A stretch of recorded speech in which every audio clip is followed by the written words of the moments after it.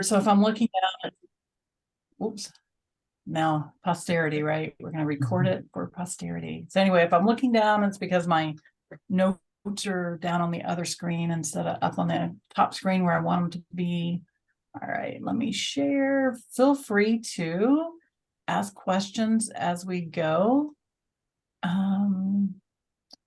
So why is it, sorry, I'm trying to do two things at once. I think that's the one I want to share. All right, let me make sure. You would think I don't do this every day, but I do. Can you guys see my screen okay? Yes. Yeah. All right, so roller coaster of change. I did this at Agile Indie, and I was joking with them earlier when I hopped on that I had this aha moment this morning that while I had made the presentation for Agile India, it was in person, and I didn't create a way to do an interactive session virtually. So I was throwing together a mural board earlier today. So it's not the most beautiful thing, but we do have one. So we'll do a couple of breakout sessions, talk through some things. So we'll go through that. So let me introduce myself. I am Diana Williams. I always joke that I get so excited about doing the presentation, I always forget to introduce myself. And then by the time that I have to back up and say, oh yeah, by the way, I'm Diana Williams. So I'm Diana Williams. I work with Project Brilliant. I've been with Project Brilliant for probably about 7 years now. Love it. Work with different companies, learning a lot of different things about how things work in general. It's pretty amazing going to company and just seeing how learning new things. I'm working in a hospital environment right now, and who knew? Like, it's all crazy. Like the things that the similarities and the differences between it. And so before that, I worked for the state of Indiana. I was there for quite a while. That's where I got my introduction to Agile. I'm going to talk about this a little bit more in detail in just a minute, but we made the news, which is what we don't want to do, and that's how Agile came to our organization. I loved it, embraced it, never looked back. So if you feel free to connect with me on LinkedIn, there's my LinkedIn information, or Twitter. I don't really get on Twitter very much, and I can't really call it X. That just doesn't roll off the tongue like Twitter does. I don't know. Contact, I don't know. Send me a message on X. Like, that just doesn't even make sense. Anyway, or my email. I'm just Diana at Project Brilliant. So that's all about me. I'm excited to be here today. Jenny asked me, I don't know, back at the beginning of the year if I would come and speak, and I was like, yes, I will. I really wish we were in person, but virtual is okay too. I like being in person. With that, let me go to my next slide. I don't know why. Just a side note, Diana, is that a commitment if we have an in-person one that you will come and talk? I would absolutely be in person. Okay. Yes. And so just for me, I know a lot of people are on, don't have your videos on, and that's okay. So maybe drop it in chat. I'm just curious who's in my audience today, right? Gives me a little bit, helps me a little bit with how the conversations are roll. So do we have Scrum Masters? Like, throw a yes if you're, or maybe just say Scrum Master in the chat. I need to pop my chat open so I can see it. What kind of roles do we have? So I'm going to make some assumptions that we have Scrum Masters and product owners, maybe some managers in the audience. We've got some thumbs up that's very helpful. That makes it nice and easy for me to see. Maybe some change agents, any change agents in the audience. I can just see, I've got one hand. I can't really see in the chat. I've got some messages over here. I don't want to get too far ahead, but change management is my new passion. I absolutely love it. And I think that's why things fall apart, but we're going to talk about that too. That's why it's a roller coaster. Developers, any developers in the audience? I've got some VPs. All right. Project managers. Funny story. I'm just going to say this. My son is a project manager. So even though I've kind of ranted against him all my life, he's like, I love it. It fits his personality and his style perfectly. He absolutely loves it. He started out as Scrum Master. He likes the project management side of the world better. So there's a space for it. I'm not completely anti-project management, but he absolutely loves it. So I've got a little bit of different skills, different roles in the audience. I'm trying to look through the chat real quick. Oh, I've got a pseudo Scrum Master. I always like asking about that one. What is a pseudo Scrum Master?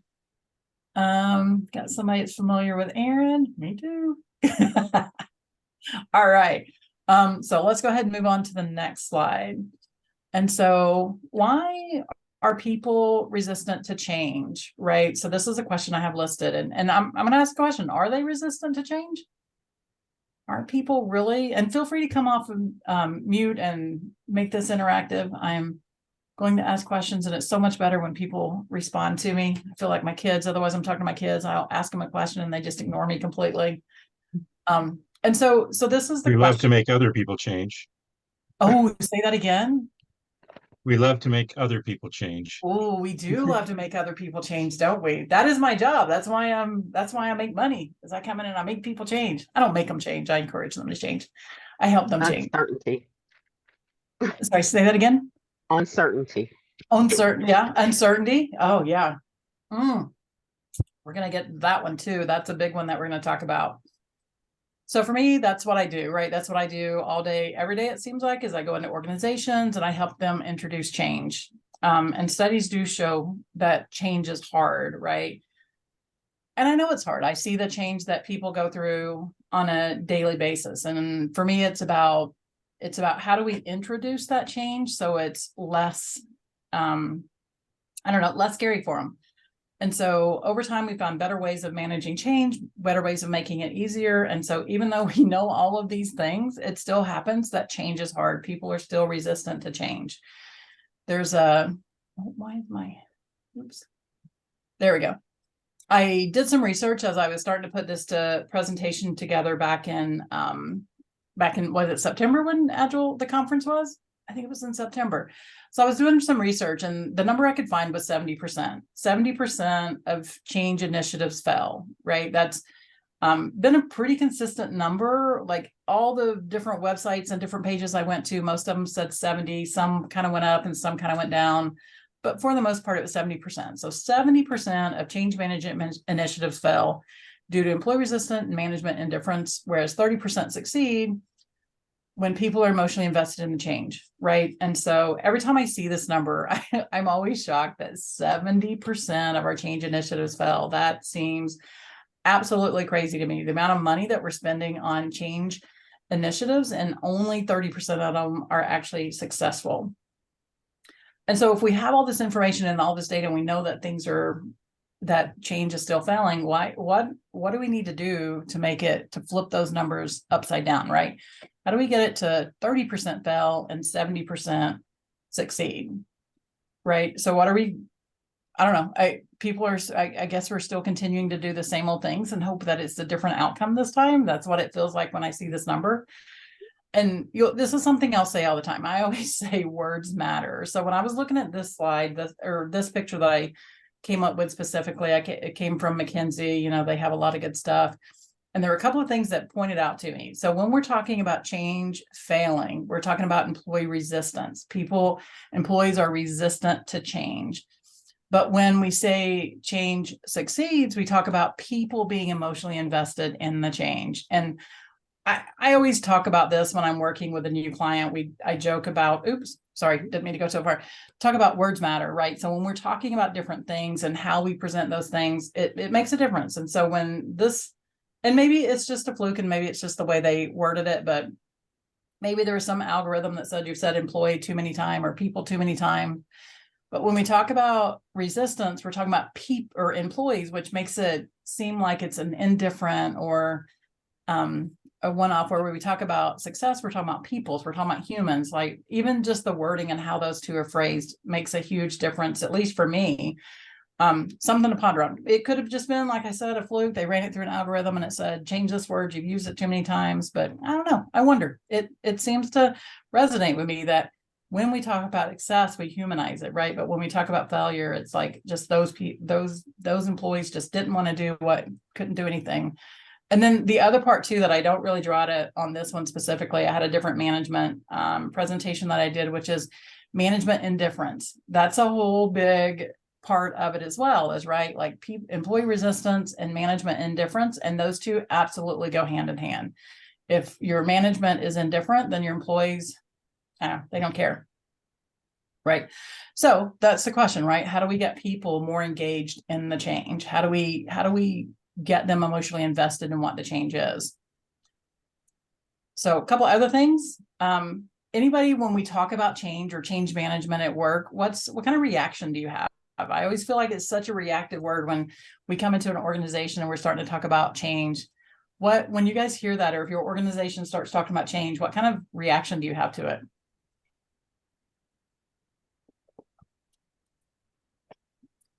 I usually think of extra work. Ooh, extra work. Okay. Yep. Extra work. What else? Conflicting opinions. Ooh, that's a good one too. Conflicting opinions. Yep. Depending on one person wants to do it one way, somebody wants to do it another way. Yep.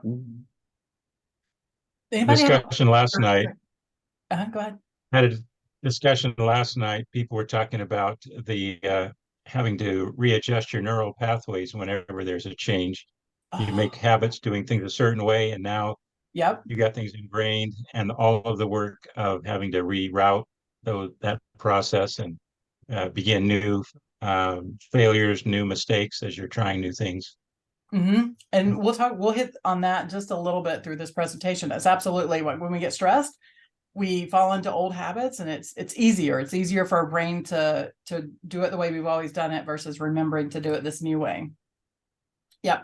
Usually what I find when I come into an organization, we start talking about change, people cringe. They're like, oh, more change. What are we changing this time? Why are we changing things again? And the thing that I always warn organizations about is people will wait it out, right? Like making sure that there's that reinforcement for change, because if they've done it a lot. I'm going to say, I mentioned earlier that I worked for state government before I started working for Project Brilliant, and we changed every 4 years. So what do you think? So we contributed to that 70%. Like I was an active member of that 70% failure rate, because every 4 years we would change. And sometimes we would change because someone new came in and there was absolutely no rhyme or reason as to why. And I would always joke about, just wait, in 4 years, we'll be doing it the way that we're doing it now, because the new people are going to come in and we're going to change it again. Right. So a lot of times we're not embedded or emotionally attached to that change, and we'll wait it out. But usually I find that people cringe a little bit every time you come in and start talking about change and change management. I wonder if users of a production software system would feel the same way. Every 4 years, they're deploying new stuff. Oh, yeah. What if it took every 4 years? Oh my gosh, that's a whole nother conversation. Fine, it's 4 years worth of change. I mean, I'm just drawing a parallel between that, how painful that deployment would be, with how painful an organization. Maybe the organization should change more frequently. Or constantly adapting to and adjusting to the things around them, right? And so then we're not calling it change. We're being more adaptive or responsive to the needs of the organization, right? Yeah, that's a good point. It's just again, words matter, right? And so changing that, and that's what we're doing in Agile, right? Is we're saying we're going to be adaptive and responsive to the organizational market needs versus we're changing again just for the sake of changing. I always like to, when people, I don't know, when I'm in conversations with people and they'll start throwing words out and they don't really always use them the way they are intended, I think sometimes. So for this presentation, I was like, okay, we're going to put in the definition of change. What does it actually mean? And so earlier, words matter, right? So change is altering to make something different, right? It's altering, transforming. It's different after you're done than what you began. And so that's what, for me, or, when I go into an organization and we're doing an agile transformation and we are changing what the organization looks like when we're done versus what it started out as, right? It's different. By nature of change, it has to be. And I usually find when people start saying, oh, if we change that, it's going to change the culture of an organization, they're finally starting to get it. It's finally starting to click the things that they need to change in order to get to where it is that they want to be. So for today, for what we're going to talk about today is more behavioral change. So not necessarily software changes of, okay, we're rolling out a new system. How are people going to use it? That's change management as well, but it's not necessarily what we're going to talk about today. the other thing I always talk about too is thinking about, as organizations are going through change, what levers are you going to change? What levers are you pulling? Because sometimes you can make change and it ends up being a positive change that you're moving you in the direction you want to go. And sometimes there's unintended consequences that maybe takes you back or takes you a step back from where you currently are. All right, next. I always, so this is from Cotter's book, and I love this example where it says we're hardwired to fear change, some kind of changes, but we embrace other kind of changes. The example that I use on this, and I don't know, it makes sense to me, is I always think about when cell phones first came out. I know that's going to age me, but thinking about like way back in the day when the very first cell phone came out, like did you embrace it, or did you think that's the craziest thing I've ever seen, and why would anybody ever have a phone in their car? Like, why are you carrying it around? I was one of those people who was like, this doesn't make sense. Why do I need a phone in my car? Really? Today, I could absolutely, I don't even know how we make it through the day without cell phones, right? Like, I was talking to my daughter the other day, and she's going to get my granddaughter a cell phone for Christmas. And the granddaughter is playing basketball and play sports and is always busy. She's always plotting her plans for the weekend. She's a go person. And my daughter was like, how did you guys make it without cell phones back in the day? Like, how did you raise kids in the past without cell phones? And so this change that happened in the environment is now a natural thing. And that's where we want to get to in organizations as well, is that the change just is what it is, right? And so if we think about humans in general, we were a very adaptable species. If you think about all the change that's happened even in the past 10 years, how much change in our personal environments, in our work environments, in society in general, like how much change has been happening and how adaptive have we been to it? We typically, even though I think a lot of times people think that people resist change, but the reality is we adapt to change very well, right? So it's in how is it presented? So people either embrace it or they resist it, and usually there's a trigger, right? Like, we make split second decisions to say, is this change something that's going to be a positive change and I'm going to embrace it, or is it something that we're going to resist, right? Like, we make those decisions really quickly. All right. And so we were talking at work the other day too, and we we're talking about roundabouts. How many people like roundabouts? Right? So imagine a day when the stop signs were there, and we were talking about, we were doing some kind of flow, but my question was like, as much as I hated the roundabouts in the very beginning, now I'm like, why is there not a roundabout at every single stoplight? Like, there should be roundabouts everywhere. They make life so much easier. So there's change happening all the time around us. And so we did also look up, just kind of a side note, Carmel, which I already knew this, but Carmel has the absolute most roundabouts in any city in the US. So way to go, Carmel. Yeah. All right. And so we're hardwired. We are I cannot say that, hardwired to fear some types of change and embrace other types of change. And the problem is that when we're not managing the change, this is what happens. It's just a roller coaster of things. And even as I'm like, it's on my other slide, and I can't even watch this very long because it starts making me like completely frantic because there's so much motion happening on. So I'm going to slip off this slide, but I'm still going to talk about it. And so that's where we get, right? Like, anybody else, like, that slide just makes you like, feels very chaotic. That's what it's like in an organization sometimes, right? Is so much change is happening around us that it's just difficult to embrace it all, and people get really stressed out. All right, so I did modify my slides because we are virtual versus in person, and we're going to do an activity. So I'm going to divide you guys up into rooms. I can't see, what's our head count? 34. I don't know, somebody do the math. What would four people per room, what would that be? It's been a long day for me, and I told somebody earlier I can't do math anymore. I'm done with it. 8 8 and a rooms. half. 8. All right. All right. So we'll do 8 breakout rooms. So Jenny or somebody, do you guys want to set up 8 breakout rooms while I'm talking through this? And so what I want us to do before we get deeper into this is we're going to do an activity, and I'm going to have you guys go into your breakout rooms, and and drop a link to the mural board too. I forgot about that. And so we've got a mural board set up. There's a number next to it. So that'll be the room that you're in. And so I want you to think about a change initiative, either one that your organization is going through right now, or one that you've went through recently and that you can talk to each other about. And so give it a title and then talk about a couple of different things, right? So what are 2 or 3 key behaviors that need to shift for this initiative to be successful, right? So it's not necessarily that, so what I'm looking for here isn't necessarily that we need to change a policy, but what behaviors do we need to see different in people? Right. So the example that I might think of is if we're switching to Scrum as an example, because that's what I do, what are some behaviors that we would need to see change either at the manager level or at the team level or at the leadership level? So what's a behavior change that we would need to see happen?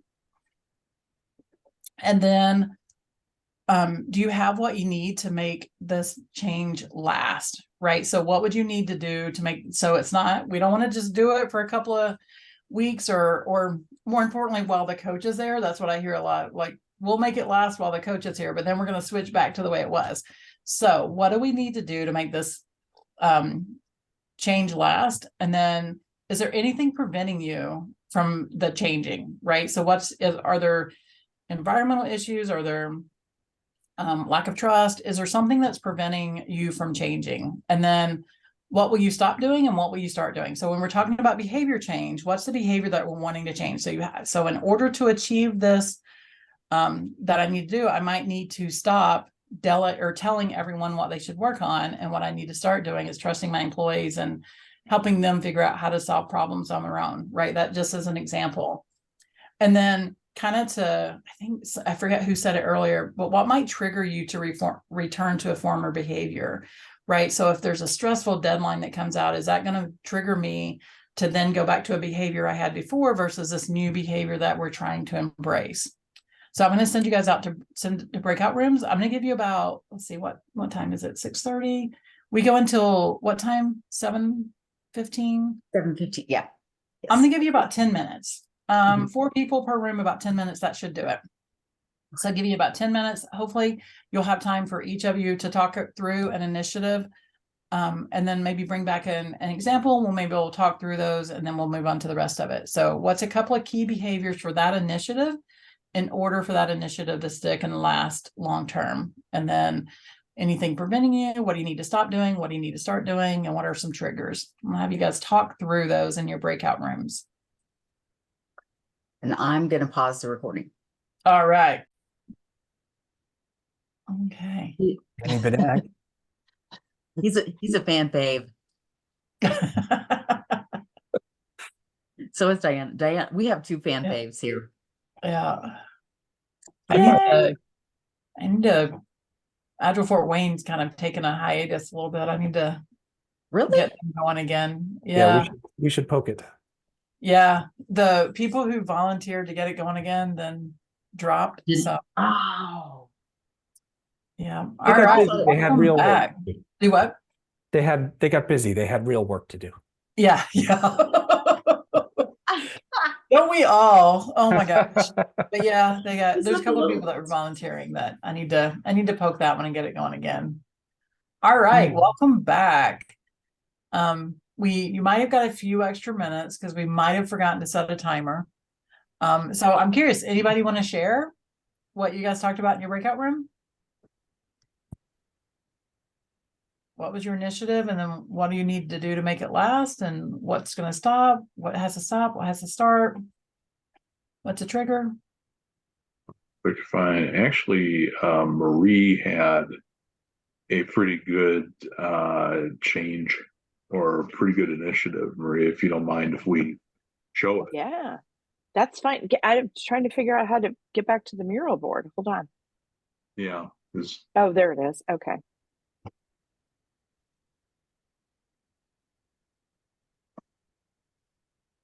Is there a way that we can display the mural board? Because we had or Maybe. No, should I just read it off of there?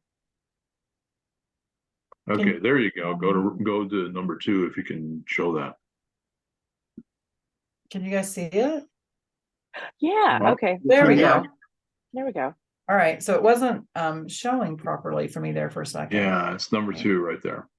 All right, let me zoom in a little bit. How's that? There Okay. you go. Close Yeah. the outline so we got more So- room. So the one that we kind of went with, just because I'm going through it right now, as a matter of fact, is that we're changing from a startup to an established company. We have now broken away, and we are going, we've gotten our wings, some air under our wings, and we're actually getting out there, getting customers. And what we have to do is, I've noticed we really need to formalize a lot of processes. For example, I just formalized our deployment process because we have to deploy in conjunction with another company. So it's one of those things, there's a lot of timing and a lot of back and forth, and it takes more than just developers. I actually have to submit change tickets and all kinds of good stuff like that.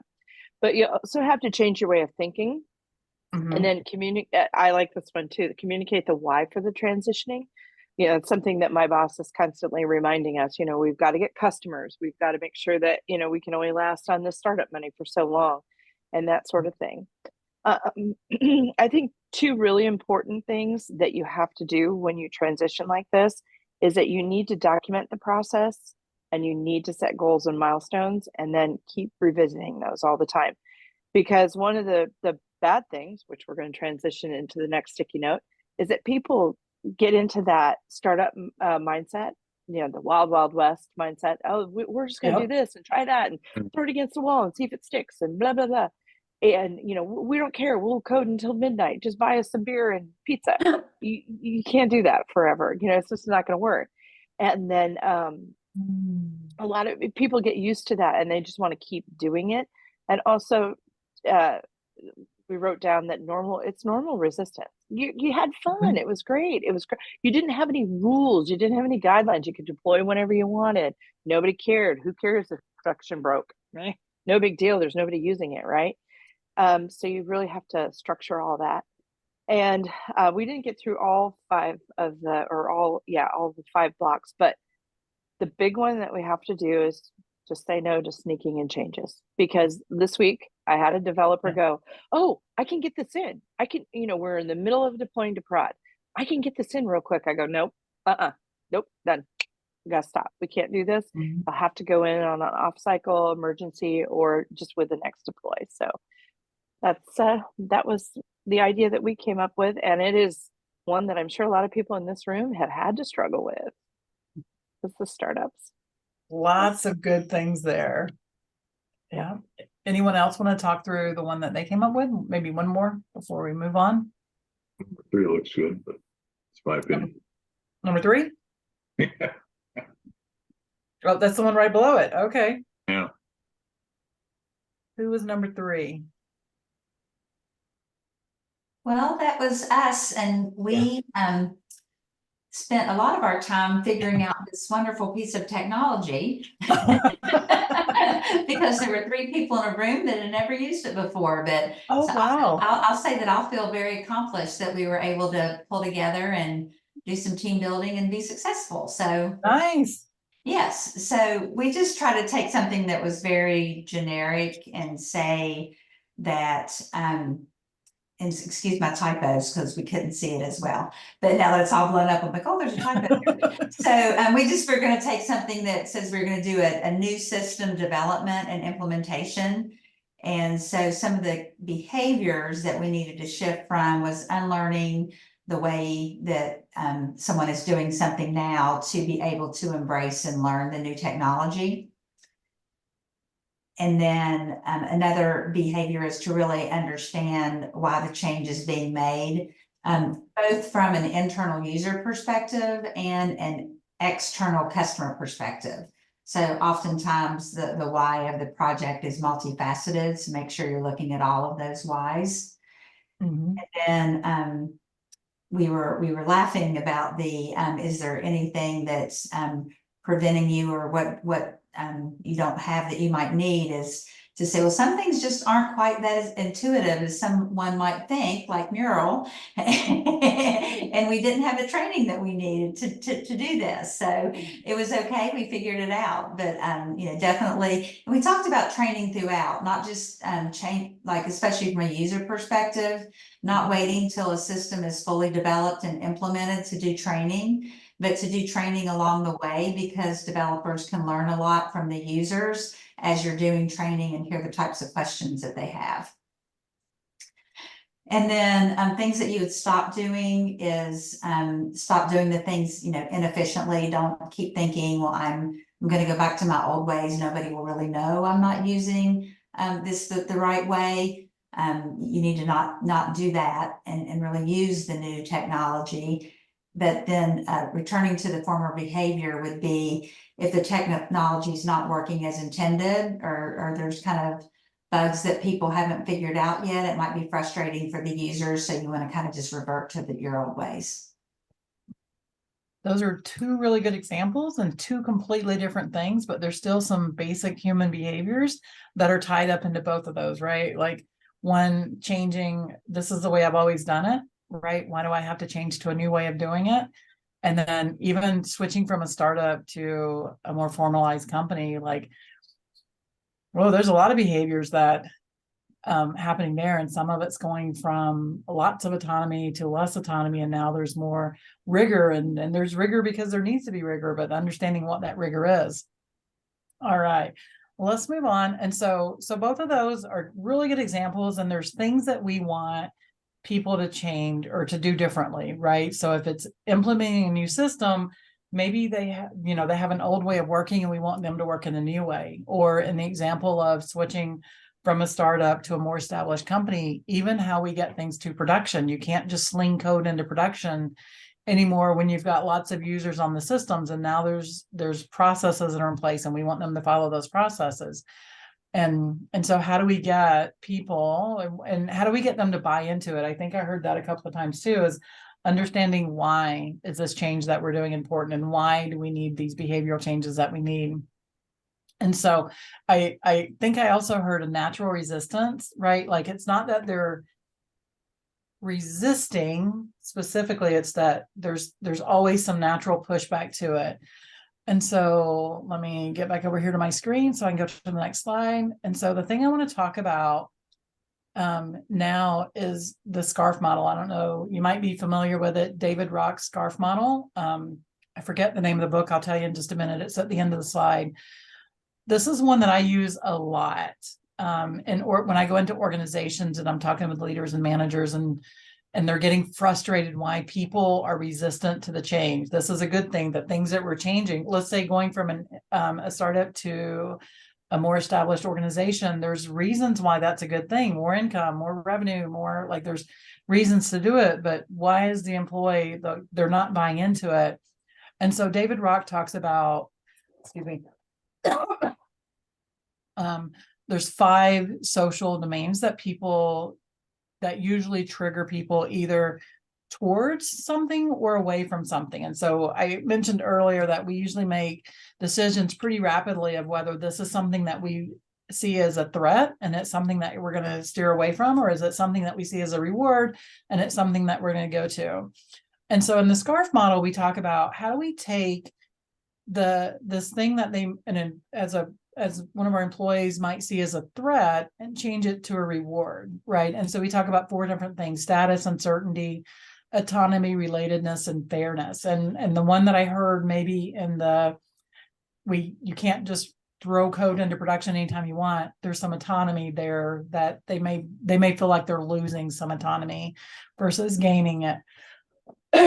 Right. And so when we're talking through the SCARF model, it's how do we get people to think about, so how do we approach the change so that we're presenting it in such a way that people will see it as a positive versus a negative? One of the ones that I run into a lot is status, right? That's the one that people tend to feel like they're losing status sometimes when we're switching to Scrum teams, is that before they might have been the lead developer. And so now in a Scrum team, we always say that it's an even kill, like everybody's on the same playing field.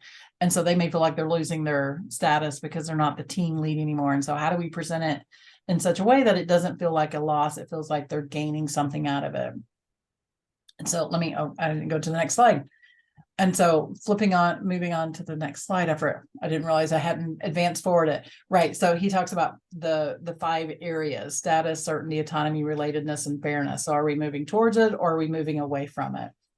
An example that I use again at the state is that we would wait it out, right? And so even if you're waiting it out, if you're not actively resisting it, waiting it out is still resistance, right? It's not actively moving towards the change that we're wanting to. And so even indifference or lack of motivation towards it is still moving away from it because we're not embracing this new thing that we are moving towards. And so he breaks it down into these 5 domains of status is about social position in relationship to others. So are people feeling like they're losing status as a change is made, especially I always say in Scrum teams, that's usually something that I'll find. And even for managers, right? Like managers sometimes feel like they've lost their status because we're switching to Scrum now and they're no longer assigning work to people. They're no longer as involved in things. And so how do you present it in such a way that it becomes a reward? So status, and then we've got certainty, right? Not knowing this one.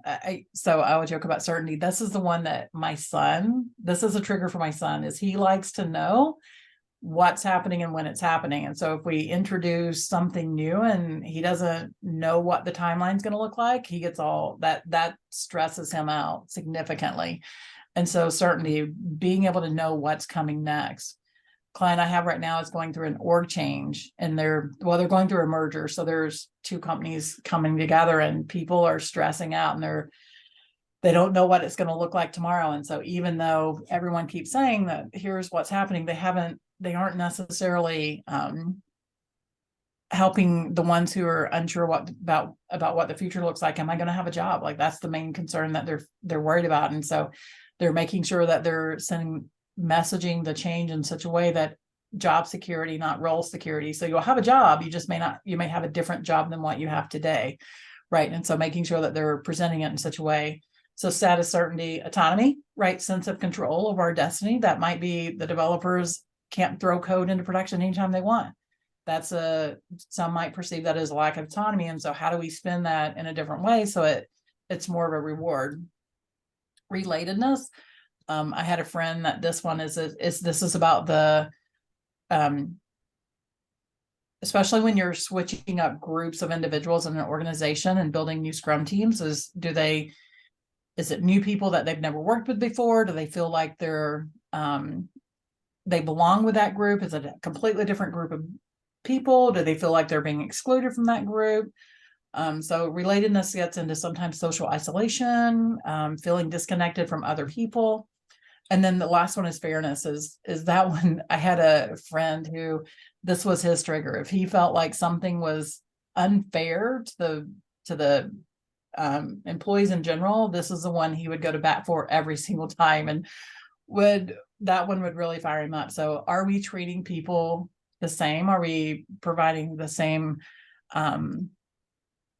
rewards for each people? Are we having different standards for people across the board? That's I'll say that I'll see that sometimes even with Scrum teams, is that maybe one person can get away with things that other people can't get away with. And then sometimes that triggers a sense of unfairness within the group, that why aren't we all getting treated equally? And so these are the 5 social domains that David Rock says that these are the ones that typically will trigger someone, is that when we're introducing change, these are the things that we want to think about. And so for me, I think about as I'm working with people and we're moving through change, trying to recognize in them which one of these is being triggered when they are resistant to the change. Are they feeling uncertain of what the future is going to look like? Are they feeling like, this just isn't fair? They're losing their status. Like one developer I was working with recently, everyone went to her when they had questions. And so she was really struggling with the Scrum team because she felt like she was slipping in status, and now anyone could answer the questions that was always her answering the questions before. And so we flipped the narrative to, okay, yeah, people aren't coming to you but specifically with questions, but now what if you have time to mentor people? What if you have, and so instead of being always reactive and trying to solve problems for people, what if you're helping employees grow and learn these new things? And so she really started embracing that role of being a mentor, which then helped her with her sense of status within the organization as well. So normally if I'm working with managers or other change agents, this is the thing, like as you're coming up with your communication plans for your changes, thinking about how are people responding to that change? How can we change it so that it's presented as something that we want to embrace versus something that we want to run away from? So great book. I think Your Brain at Work. I just remember the title of it. So great book. He talks about it, how we respond to things. The other one that I just want to mention briefly, we're going to do an activity on the SCARF model, but the one I want to mention is ADKAR. I know there's sometimes a lot of controversy around people whether they feel like the ADKAR model is effective or not. I personally like it. Couple of reasons. One, and I think when you guys were talking about the two change situations that you're, or change initiatives that you're part of, I think you hit a couple of these. And the one is awareness. Are the people even aware of the change that's out there? Like, does your organization as a whole know what's happening? And are we communicating enough information? And I normally said 6 times 6 ways because I took training from background class and that's what they said. I recently read an article that said 12 times. So it's no longer 6. Like now, to get people to actually get people to be aware of the things that are happening, you have to say it 12 different times. It takes our attention spans are just, I don't know, I guess it's less than what it used to be. But marketing research now shows 12 times. You got to say it a lot. And so I always tell organizations that by the time like you bring me in as an example, you guys have already been talking about this for months and months and months. And so then expecting people to just, okay, now I'm here, and expecting the rest of the organization to know all of the things that you spent months trying to figure out, it's unrealistic, right? So making sure that you have a good communication plan, and yet they're saying it and then saying it again. And then when you think you've said it too many times, say it again, because people need to hear the message. So that awareness. The next one was desire. And I forget which one of you guys kind of alluded to that one too, is it's the what's in it for me, right? If people can't connect to what the change is and they don't understand how it's going to be beneficial for them, right? So that personal motivator, and this is where I feel like the SCARF model fits well with the ADKAR model, is it's that SCARF is kind of the desire section, right? Is understanding what their triggers are and what's going to help them, and figuring out what their personal motivator is, and helping them see it as a win versus a threat. Next one is knowledge, making sure we have training, right? Like that was mentioned on the changing the software. If we don't train people on how to use it, how can we ever expect them to use it? Same thing if we're changing the ways of work and we don't help the organization know the new ways of working. The biggest pet peeve for me on the knowledge is when I'm working in an organization and where teams are switching to Scrum and we don't ever tell the stakeholders or the business people that, hey, we're switching the change way we're working, right? So we're training the Scrum teams on how this new way of working, but we don't ever tell anyone outside the Scrum teams. And so we've missed the first 3 with our stakeholders. We haven't told them we're changing. We haven't told them why it's important to them, and we haven't trained them on the new ways of working. And so then we wonder why our stakeholders aren't on board, right? We missed the first 3 things completely, right? So knowledge, and then the ability is helping them apply these new skills, bridging that gap between education and application. I talk about this one a lot. Going to a CSM class does not make you a Scrum Master. And I say that we're trainers, like that's what we do. Project Brilliant trains, we put on CSM classes, but putting on attending 2 days of training does not make you a Scrum Master. It gives you the fundamental information that you need to know in order to start developing those skills. But the application is where you get your knowledge, right? So actually being able to go back and do it on the job. And so applying those new skills and reinforcing those new skills. which gets us to the last one, which is reinforcing. And so how many times have you been in an organization that say, we're going to make this change, and then we're going to do this, but not over here, or not over here. So we're not constantly reinforcing that behavior. We're actually reinforcing the old behaviors because there's pockets of resistance that's happening within the organization, and maybe we're not actively managing that resistance. So then start sliding backwards. So making sure that we're constantly reinforcing it. We had to tell them 12 times in the beginning, and that even at the end, you have to still continue to message why this change is important, why we're doing the things that we're doing. And then one other thing, Jeff Bridge talks about, there's a letting go period. And I think sometimes we forget about this when we are introducing new change to organizations and people, is that people need a sense of letting go and before they accept this new thing. And so sometimes you're in that neutral zone. One of the examples that I use is I was working with a Scrum team, and we were doing a team launch, and we were doing training, and sometimes people are excited and sometimes you're nervous. And in this one, couple of days into the training, I had a lady start crying, and she was really, really upset. And so come to find out, it wasn't so much that she was sad about the way that we were working, that she was moving towards, but she was sad that she was not going to, she'd been working with the same people in the same area for probably 15 years. And so there was some sense of letting go of, I'm not working with these people anymore. So it wasn't that she was resisting the change that we were changing to. She just needed some time to be able to say, I need to let go of the way I was working in order to embrace this new way of working, right? So sometimes we just need to be aware that people, again, we've been talking about it for a really long time before the employees get wind of it. And so then we need to get also to allow them time to embrace these new ideas and let go of the way they were working before. And sometimes he talks about that letting go, and then in the neutral zone, and then we're in the new beginning, embracing the new way of doing it, right? And so just recognizing that there's this loss that people go through sometimes when we're changing the way they work, or who they're working with, or even where they're sitting. Like those are big, huge things for employees, and sometimes we forget that. All right. So the thing I always ask, change begins with, who does change begin with? You. It's always you, right? So as change agents, we are the ones who are setting the standard for change, right? So if we say that we're going to change this thing, actually, you know what? Let me just go to the next slide. So here's my favorite slide. If we say we're going to change things, and then we're still continuing the behaviors that we're not expecting, right? How do we expect our employees to change? And I see this all the time, is that leadership hires us to come in, and we're going to make all these changes, and then they're still going to do things the way that they've always did, right? So do as I do, don't do as I do, but do as I say, right? Happens all the time. So part of this exercise or activity that I do with leadership is not just thinking about how are your employees having to change, but how are you changing? It's not, if we're wanting to change the way our organization behaves, it starts with us. It starts with those change leaders. It starts with leadership. And so making sure that we're exhibiting behaviors that we want others to exhibit. And one of the things that I always say that when things are happening, my first question is, well, how is the leadership behaving?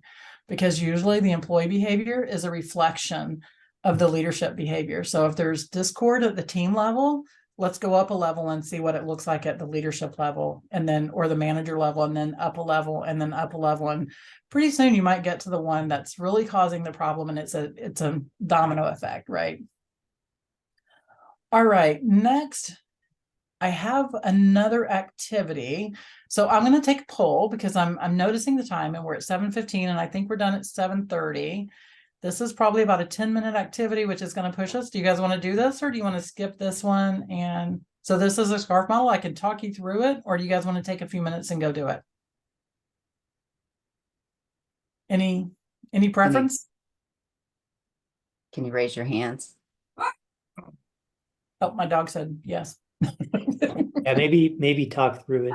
Okay, let me. Curious of one other thing, Diana. In all of those occasions you have there where you're talking to those businesses, and you see that it is, because of the management that's actually a problem, and going up and finding the problem. Well, what do you do in that case if it's, you know, a couple levels up from the team that you're working with? Hopefully you already have a relationship with that level of management. And then I start from there. And if not, then I've got to, sorry, my neighbors are playing basketball outside, so my dog's barking. My apologies.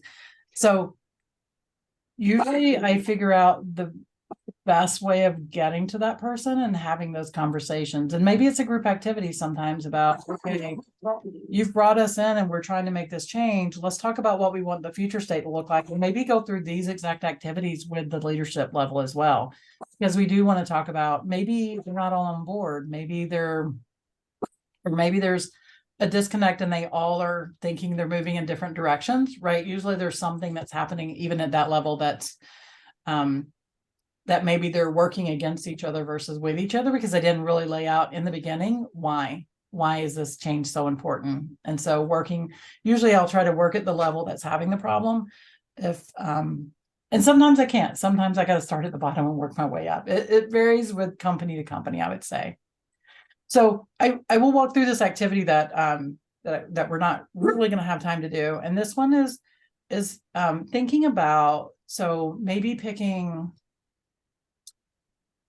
I was jotting down a couple of examples, like the one for the going from a startup company, and so no longer living in the wild west of how we do code and throw things into production, and we maybe have to have a little bit more of a controlled release cycle, and sometimes that feels very restrictive to developers because we want to be able to move things whenever we can. Hey, I can fix that and I can put it into production quickly. And you know, when there's no users in the system, that might not be a big deal. But if it's a high peak time, we probably don't want to make a change in production. Have we built a good, anyway, I don't want to get into the whole typical DevOps conversation, but so the situation might be that we have to have more structured releases. And so what would the relatedness, so if we're talking to our developers and can't throw code in production whenever we want, what might be the trigger that they're that's happening that cause them to be so resistant to the change? And probably in that example, I'd probably say autonomy, because that's usually the one, is that they're losing freedom to do things, and now it's more restrictive. And so how do we change that from a threat response to a reward, right? And so how do we change that? So what is the threat response, and then what's the reward response? So how do we switch it?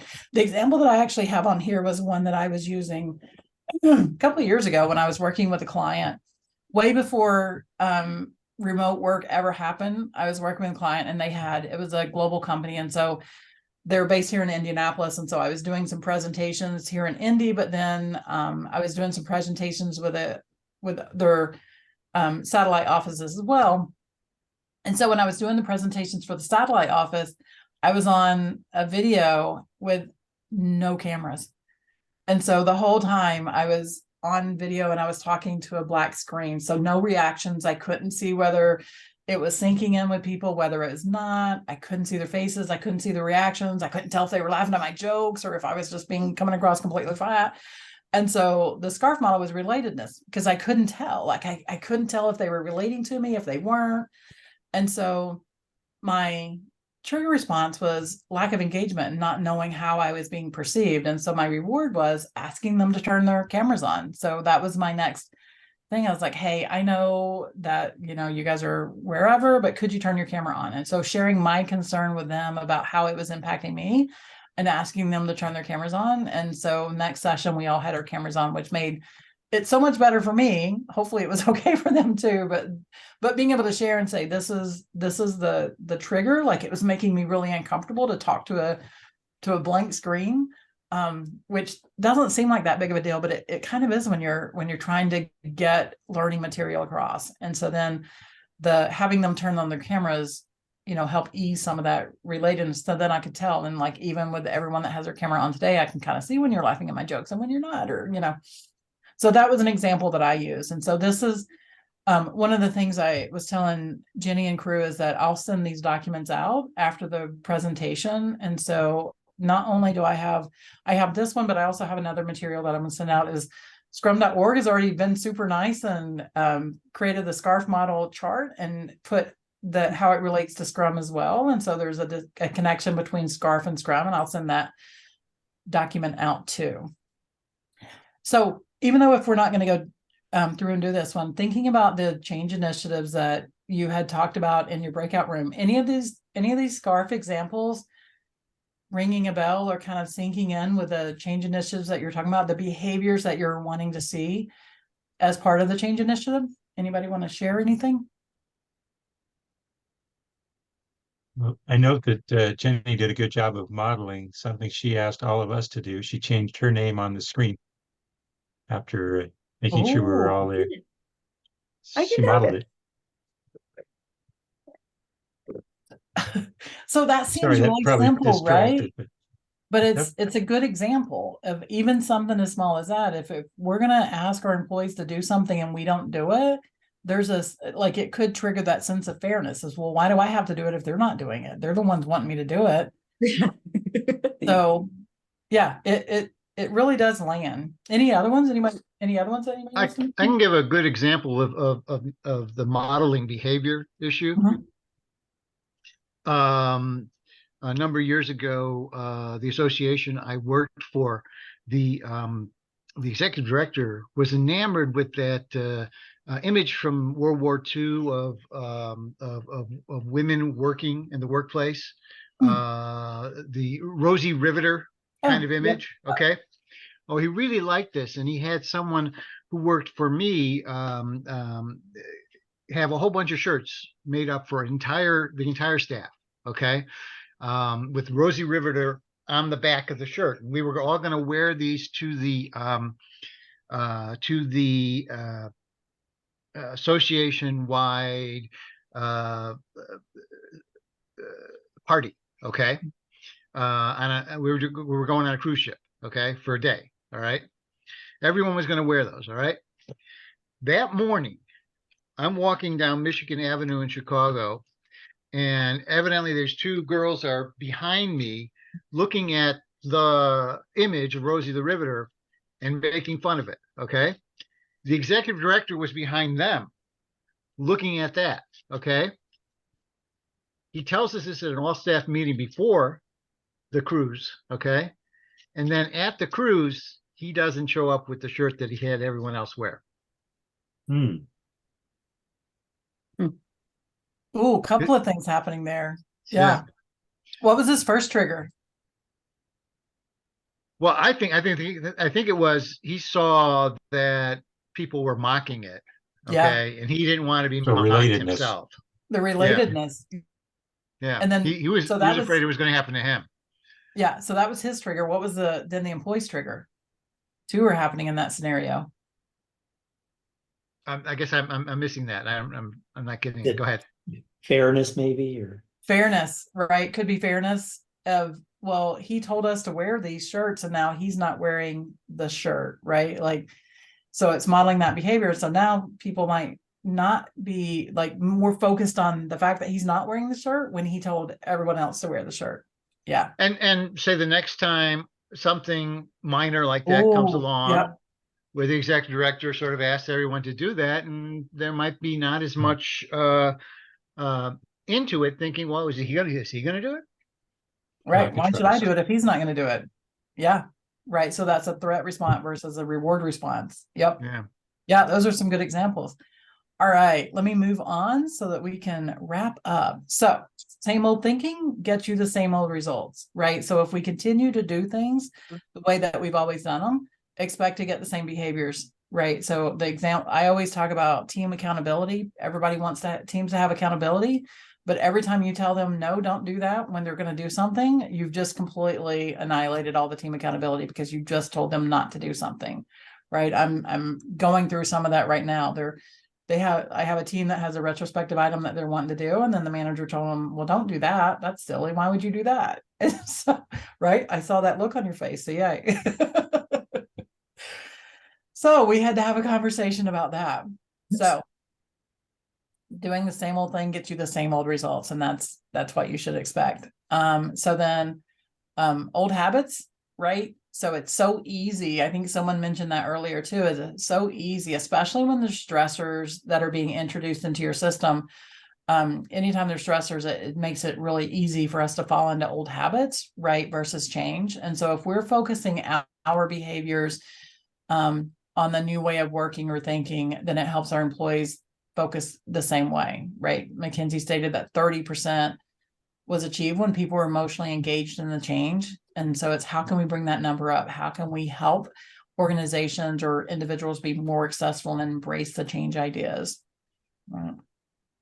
All right. And last, I've got a couple of references of, why am I not advancing? There we go. Places I pulled information from, Your Brain at Work with David Rock. It was a great book talking about the SCARF model. So it's kind of funny that it's a great book. I would recommend reading it. But the SCARF model, which I love and I think is a great model, was just a little bitty tidbit of the book itself. There was a lot other things that were covered in it. Just a small chapter on the SCARF model. And then Cotter's Accelerate, that was a great change. His 8 steps of change. And then ADKAR, we talked through that one. And then Jeff Bridges is Managing Transitions. All great points of reference for change management. Highly recommend these books. So last one, any questions, anything else? I'm like right on the money on time. You are. Okay. Surprising. I'll stop the recording.